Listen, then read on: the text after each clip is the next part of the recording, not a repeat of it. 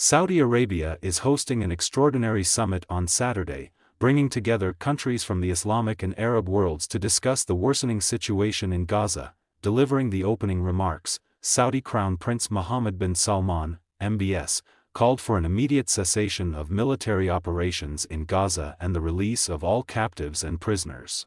Before proceeding to detailed reports, don't forget to subscribe my channel for getting fast updates about everything. This is a humanitarian catastrophe that has proved the failure of the international community and the UN Security Council to put an end to Israel's gross violations of international humanitarian laws, and prove the dual standards adopted by the world, he said.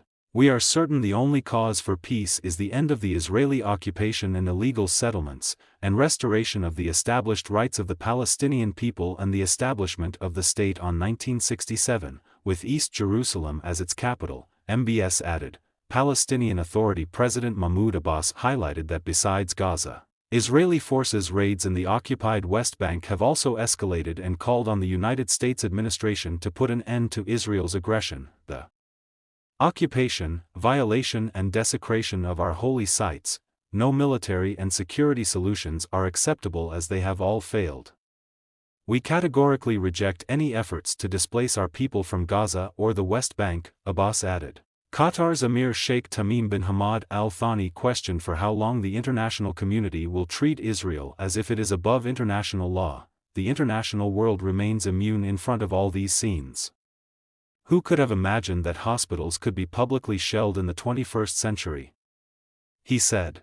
Saudi Arabia's foreign ministry announced the news about the summit late on Friday, saying the country was initially scheduled to host two summits, one of the Organization of Islamic Cooperation, OIC, and one of the Arab League, on Saturday. The joint summit emerged as a replacement after it consulted with members of both large organizations. According to the ministry, the joint meeting is being held in response to the exceptional circumstances taking place in the Palestinian Gaza Strip as countries feel the need to unify efforts and come out with a unified collective position.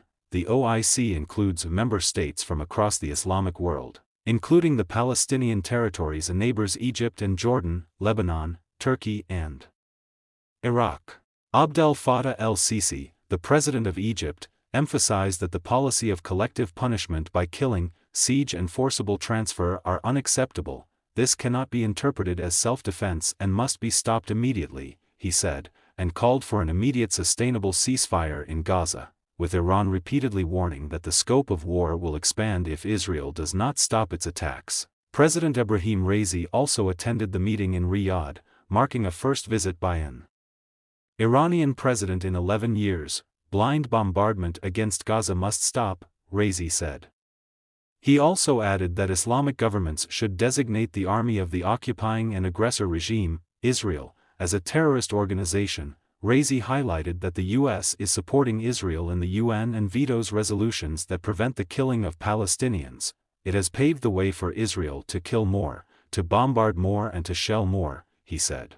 Israel has not relented in its attacks on the Gaza Strip despite increasing calls for an immediate ceasefire, especially from the Arab and Islamic worlds.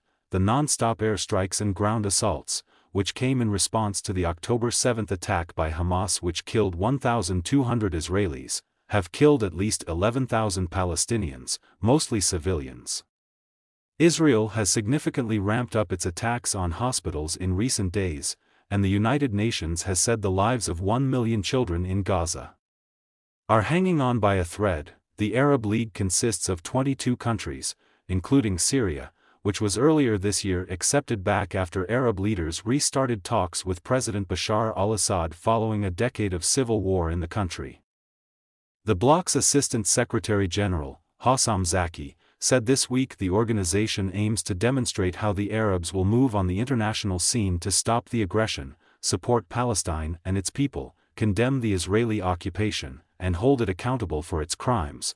The joint summit comes amid a flurry of diplomatic activity across the region and beyond.